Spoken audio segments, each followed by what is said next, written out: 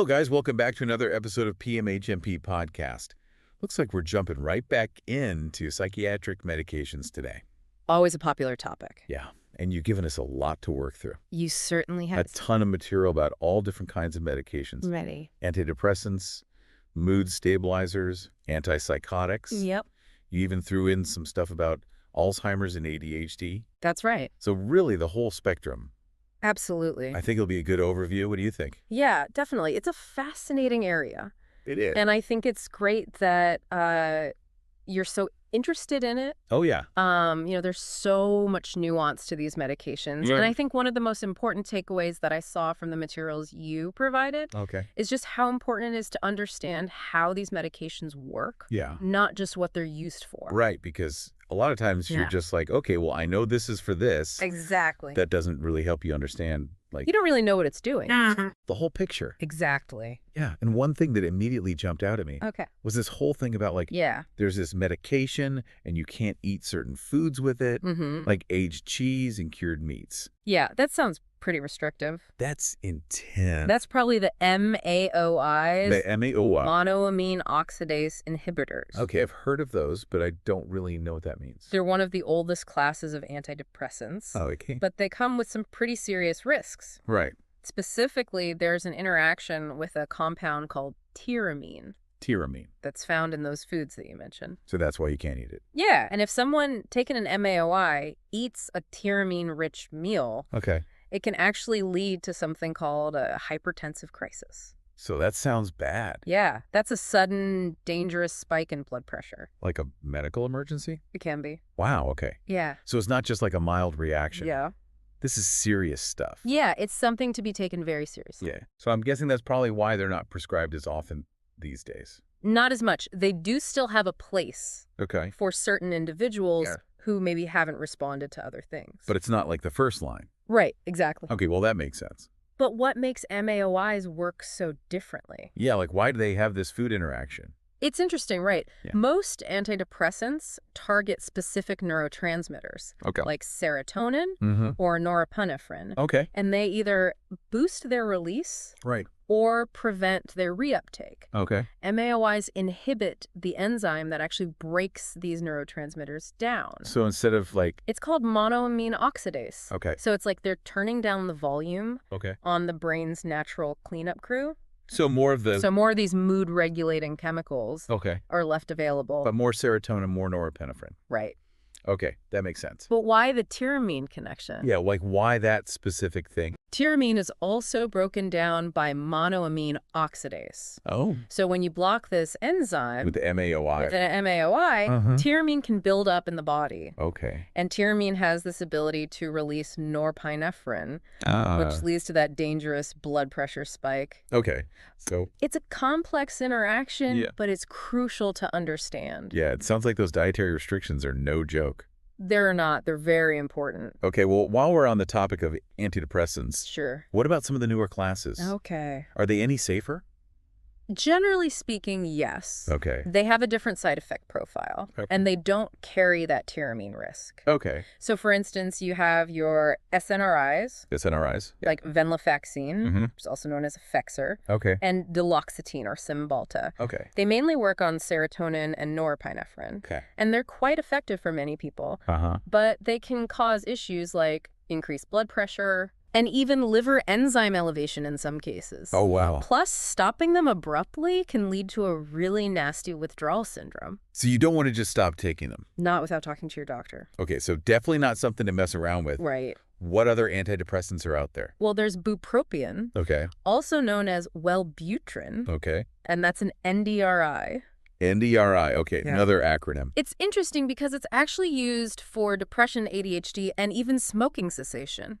Wow, that's a lot. It is. It's very versatile. So it's doing a lot of different things. It is. Right. But it's not suitable for everyone. Right. Especially people with seizures or eating disorders. Okay. So again, you got to be careful. Right. Then you've got the NSAIDs. Like mirtazapine. Yes. Which is also known as Remeron. That's right. And these have this weird thing, right? They have a very unusual characteristic. Where lower doses can actually be more sedating. Wait, really? And then higher doses. So the more you take, the less sleepy you are. Essentially, yes. That seems counterintuitive. It does, doesn't it? Yeah. It has to do with how mirtazapine interacts with different receptors in the brain. Okay. So at lower doses, it primarily blocks histamine receptors. Okay. Which leads to drowsiness. So it's like an antihistamine. Kind of, yeah. Okay. But at higher doses, it starts to affect other receptors involved in mood regulation. So it's kind of balancing out. Right. Okay, so it offsets that. That sedative effect. Okay. It's just one example of how complex these medications can be. Yeah, that's wild. Yeah, it's fascinating. I'm also seeing a few other antidepressant classes mentioned here. Okay, like what? Like series. Okay, yeah. Those used very often. Not as much. Okay. There's nefazodone. Lefezidone. Or Cerazone. Okay. Which had some promise. Okay. But fell out of favor due to rare but serious liver complications. So another one where you have to be careful. Yeah, monitoring is important. And then there's Trazodone. Trazodone. Or Deserel.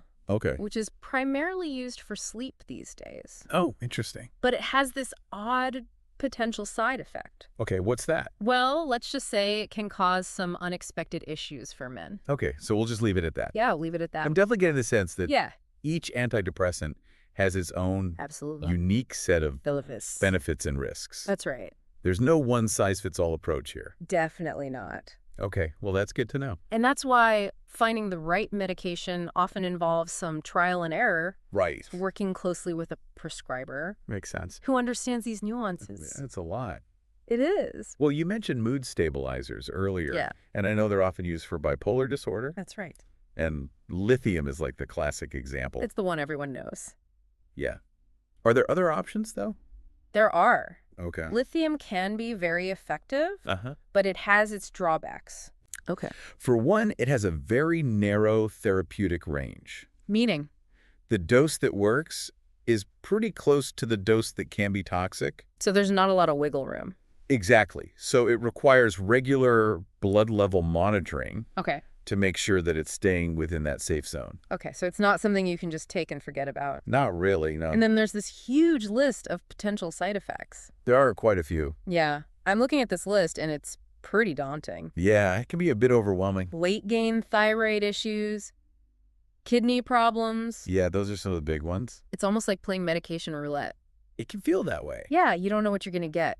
And that's why close monitoring and open communication with your doctor are so crucial. Okay, so you got to be on top of it. Definitely. But fortunately, lithium isn't the only option. Right, there are other choices. Okay, what else is there? Several anticonvulsant medications. Anticonvulsants, like for seizures. That's right. How does that even work for bipolar disorder? It might seem strange. It does. But these medications actually have effects on brain activity that go beyond just seizure control. So what are they doing? They can influence neurotransmitter balance and electrical signaling in ways that help to stabilize mood and prevent both manic and depressive episodes. So it's like they're calming down the electrical storm in the brain. Yeah, that's a good way to think about it. Okay, so it's not that crazy. Right. It kind of makes sense. It does. So what are some examples of these? Medications like carbamazepine. Carbamazepine. Or Tegretol. Tegretol. Valproic acid. Or Depakote. Metrogeny, or Lamictal. Lamictal. And Topiramate, or Topamax. So those are all being used? All used as mood stabilizers. Interesting. Yeah. So it's not just lithium? No, there are other options. And each one has its own quirks? Each one has its own little personality, its own considerations. Okay, like? For example, Lamictal needs to be started very slowly. To minimize the risk of a serious rash. Oh, wow. So that's something to keep in mind. Definitely. Whereas Topamax can actually help with weight loss. Oh, that's interesting. Which is a nice contrast to some of the other mood stabilizers. Which often cause weight gain. Right. Exactly. So with mood stabilizers, just like with antidepressants, it seems like there's no magic bullet. There's no one-size-fits-all. That's the theme of today's episode, I think. It's all about weighing the benefits against the risks. That's right. And finding what works best for the individual. Absolutely. And that's where having a knowledgeable prescriber and being an active participant in your treatment are so important. Couldn't agree more. Okay. It really is a partnership. Yeah, it's good to be informed. It is. And speaking of complex medications with, specific considerations, I noticed that you included some material on antipsychotics. Oh, yeah. I think it's a natural transition from mood stabilizers. Okay. Because some of these medications actually blur the lines between the two. Oh, interesting. Okay. Yeah. Yeah. And I have to admit, I'm always a little confused about the difference between typical and atypical antipsychotics. I get it. It seems like there are so many different terms thrown around. It can be confusing. Yeah. It really can. Help me out here. Okay, so essentially it comes down to when they were developed and their side effect profiles. Okay. So typical antipsychotics are also called first-generation antipsychotics, or FGAs. Those are the older ones. Okay. They tend to be more effective at targeting dopamine receptors, which is why they're good for treating the positive symptoms of psychosis. Like what kinds of things? Like hallucinations and delusions. Okay. But they also come with a higher risk of movement-related side effects, known as extrapyramidal symptoms, or EPS. I remember reading about EPS in one of the articles, and it sounded pretty scary. Yeah, it's not pleasant. What exactly does that involve? Imagine the tremors and rigidity you see in Parkinson's disease. Oh, wow. But caused by the medication. Okay, so like drug-induced Parkinson's. Exactly. Okay. You can also get things like muscle spasms, restlessness, and even a condition called tardive dyskinesia. Tardive dyskinesia. Which involves involuntary movements of the face and tongue. So it's not just a minor inconvenience. No, it can be really debilitating. That's really serious. Yeah, it is. No wonder they develop newer medications. Exactly. So that's where the atypical antipsychotics come in. Okay. Or second-generation antipsychotics, or SGAs. So many acronyms. There are a lot of acronyms in psychopharmacology. Okay. Well, atypical antipsychotics. Yes. What's so atypical about them? They were designed to have a lower risk of EPS. And they do? They often do. Okay. But they come with their own set of challenges. What do you mean? Mainly metabolic side effects. Okay. Like weight gain. Increased risk of diabetes. And changes in lipid levels. So it's a different set of risks. Right. It's a trade-off. It seems like there's always a trade-off. Often, yeah. It's about finding the best fit. Are there any specific atypical antipsychotics that stand out? Either for good or bad reasons? Well, clozapine. Clozapine. Also known as clozaril. Okay. That's an interesting case. Okay. Why is that? It's incredibly effective. Okay. For people with treatment-resistant schizophrenia. So for people who haven't responded to other medications. Exactly. Okay. But it carries a serious risk. Oh, no. What's the risk? Of a condition called agranulocytosis. Agranulocytosis. I'm not familiar with that one. It's a dangerous drop in white blood cells. So it affects your immune system. Yeah, it can make you very susceptible to infections. That sounds really serious. It is. It could be life-threatening. Wow. So it requires frequent blood monitoring. To catch it early. To make sure it's not happening. So it's like a high-risk, high-reward medication. You could say that. It's a powerful tool, but it requires careful management. So it's not for everyone? Definitely not. Okay. Are there any other ones that we should know about? There are some other notable ones. Okay. Like risperidone. Risperidone? Or risperidol. Okay. That one has the highest risk of a side effect called hyperprolactinemia. Hyperprolactinemia. I'm not sure I've heard of that one either. It's basically an elevation of the hormone prolactin. Prolactin. That's involved in milk production, right? That's right. Okay. So it can lead to a range of issues like menstrual problems in women. Oh, wow. And sexual dysfunction in men. So it's affecting hormones? It can, yeah. I never realized how many different systems these medications can affect. It's true. It really highlights the importance of understanding, like, the whole picture. The whole picture, absolutely. Okay. And that brings us to another interesting aspect of antipsychotics. Okay. What's that? They're not just used for psychosis. Really? Yeah. I thought that was their main purpose. Well, they are primarily used for psychotic disorders, like schizophrenia, but they can also be helpful for certain mood disorders. Okay, like what? Especially bipolar disorder. Okay, so they can be used as mood stabilizers. In a way, yeah. Remember how we talked about some medications blurring the lines between mood stabilizers and antipsychotics? Right, okay. Well, some atypical antipsychotics like quetiapine or Seroquel and aripiprazole or Abilify are actually FDA approved for both bipolar disorder and schizophrenia. So they can kind of do double duty. Exactly. Yeah. So they're quite versatile. That makes sense. Yeah. Considering how complex those conditions can be. Right. And how much overlap there can be in symptoms. Yeah, sometimes it's hard to tell them apart. Right. So the lines can get blurred. And that speaks to the need for a personalized approach to treatment. Absolutely. Because what works for one person might not work for another. Exactly. It's not one size fits all. Well, we've covered a lot of ground today. We have? Antidepressants, mood stabilizers, Antipsychotics. But you know what's interesting to me? What's that? The fact that you can even have medications for cognitive decline, like in Alzheimer's disease. Right. I feel like that's almost like science fiction. It is remarkable. It is? It really speaks to how far our understanding of the brain has come. Yeah. Now, it's important to note these medications aren't cures. Right. But they can help to slow the progression of cognitive decline. Okay. And improve quality of life for people with Alzheimer's. That's still a huge win. It is a big win. Yeah. It gives people more time. Yeah. More quality time. And I'm seeing a few familiar names here. Oh, yeah. Like what? Like Dunpezil, also known as Aricept. Oh, yeah. Dunpezil. How does that one work? Dunpezil belongs to a class of drugs called cholinesterase inhibitors. Cholinesterase inhibitors? What are those? So remember how we talked about acetylcholine? Acetylcholine? Being important for memory and thinking. Right. Well, in Alzheimer's disease, there's a decline in acetylcholine levels. So not enough acetylcholine? Not enough. Okay. So cholinesterase inhibitors work by preventing the breakdown of acetylcholine. So they're protecting the acetylcholine that's left. Exactly. They're trying to boost its levels in the brain.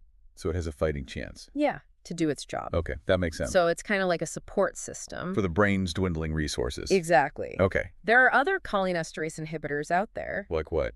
Like ramostigmine, also known as Exelon, and galantamine. Also known as Rosadine. But Dunpezil is the most commonly prescribed. Okay. It seems to be the most well-tolerated. And I'm also seeing something about memantine. Memantine. Or Namenda? Yeah, Namenda. Is that similar to Dunpezil? Not exactly.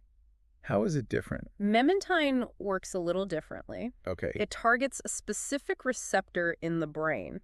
Oh, okay. Called the NMDA receptor. NMDA, what's that? This receptor is involved in learning and memory. Okay. And in Alzheimer's disease, it can become overactive, which contributes to cell damage. So it's like it's working too hard. In a way, yeah. Okay. So memantine helps to regulate this activity. Okay. Acting like a protective shield for those vulnerable brain cells. Interesting. Yeah. So it's like a two-pronged approach. You could say that. Boosting acetylcholine with Dunpezil. Right. And then protecting brain cells with memantine. Exactly. To be used together. Yes, they can. Okay. And in fact, combining them is often more effective than using either one alone. Okay, that makes sense. Yeah. It seems like with Alzheimer's, every little bit helps. Every little bit helps. It's such a devastating disease. It really is. And it's a reminder of how important it is to stay mentally active throughout life. Yeah. To take care of our brain health. Absolutely. Use it or lose it. That's right. Well, we've journeyed through a vast landscape of medications today. We have. And I feel like I've gained a much deeper understanding of how they work, what their potential benefits and risks are. Right. But there's one area we haven't touched on yet. Okay, what's that? ADHD. Oh, ADHD. It's a condition that seems to be getting a lot of attention these days. It is, and for good reason. Yeah, why is that? ADHD can have a significant impact on people's lives. Okay. Affecting their ability to focus, control impulses, and manage daily tasks. So it can be really impairing. It can be, in a lot of different areas. And I know medications are a common treatment option for ADHD. But I'm curious, how do they actually work? That's a great question. Like, what are they doing in the brain to help with those symptoms? It's fascinating. So when we talk about ADHD medications, we often hear about stimulants. Right, like methylphenidate or Ritalin. Exactly. And amphetamine like Adderall. So how do those actually work, like on a neurochemical level? Well, as the name suggests, stimulants basically rev up certain processes in the brain. Okay. Specifically, they increase the levels of two key neurotransmitters. Okay. Which ones? Dopamine and norepinephrine. Okay, I've heard of those. They play a really crucial role in regulating attention, focus, and impulse control. Which are all things that people with ADHD struggle with. Exactly. Those are the core symptoms. Okay. So it's like giving their brain a boost. Of those essential chemicals that help them stay on track. Exactly. Okay, that makes sense. By increasing dopamine and norepinephrine, stimulants can actually help to improve signaling in the prefrontal cortex. The prefrontal cortex, that's like the executive function part of the brain, right? That's right. It's responsible for things like planning, decision-making, and inhibiting those impulsive behaviors. So it's helping them to think before they act. Exactly. But I also know that stimulants are controlled substances. They are. Because they have the potential for misuse. Right. And addiction. It's a real concern. Are those the main risks to consider? They're definitely important risks to be aware of. Right. Because stimulants increase dopamine, they can produce a euphoric effect. Oh, okay. Especially when taken in higher doses than prescribed. Right. Or by people who don't have ADHD. So they're using it recreationally. Exactly. Okay. This can lead to dependence and addiction. So it's really important to use these medications. Very important. Only under the supervision of a healthcare provider. Absolutely. And to follow that prescribed dosage. Very carefully. Okay, so there's a fine line between therapeutic use. There is. And potential for abuse. That's right. It's a delicate balance. Are there any other side effects to be aware of? There are a few others. Okay, like what? Common ones include things like decreased appetite, okay, difficulty sleeping, and increased anxiety. Okay, so you could be trading one problem for another. It's possible. Stimulants can also raise heart rate and blood pressure. So they're not for everyone. Right. They need to be used cautiously in people with cardiovascular problems. Okay, so a lot of things to think about. There are. It seems like with stimulants, the benefits need to be carefully weighed against the risks. Definitely. But what about people who can't tolerate stimulants? Yeah. Or have concerns about that addiction potential? Are there any alternative medications for ADHD?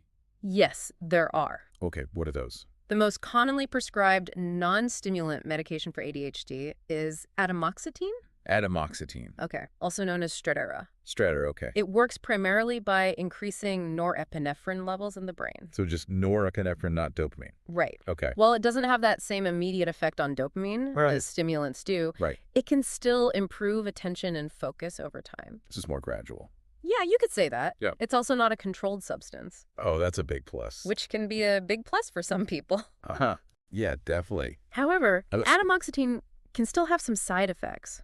Like what? Like nausea, decreased appetite, and fatigue. Okay. And it can also take a few weeks to start working. Whereas stimulants work right away? They tend to have a more immediate effect. Okay, so it's a trade-off again. It is. There's always a trade-off. It seems like there's no easy answer when it comes to ADHD medications. There's no magic bullet. It's all about finding the right balance for the individual. Couldn't agree more. And that's why having these open and honest conversations with your healthcare provider is so important. It's crucial. It can help you weigh those potential benefits and risks of each medication. Absolutely. And develop a treatment plan. That's right. That's right, for you. A personalized approach. This has been an incredible journey through the world of psychiatric medications. It has been a whirlwind tour. We've covered so much from those tricky MAOIs with their dietary restrictions. Those are a challenge. To the nuances of antipsychotics and the various options for treating Alzheimer's disease and ADHD. A lot to consider. I feel like I've gained a much deeper understanding of how these medications work, and I think our listeners will too. I hope so. It's been a pleasure discussing this with you. Likewise, I always enjoy our conversation. Me too. And I hope this information empowers our listeners to be more informed advocates for their own mental health care. That's the goal. Because knowledge is power. Absolutely. And the more we understand about these medications, the better equipped we are. The better equipped we are to make those informed decisions about our treatment. Couldn't have said it better myself. So to all of our listeners out there, keep learning. Keep learning. Keep asking questions. Keep advocating for yourselves. And if you enjoyed this episode, be sure to subscribe to the PMHMP podcast for more deep dives into fascinating topics like this. We've got a lot more to explore. And don't forget to share it with your friends and colleagues, too. Spread the knowledge. We'll see you next time.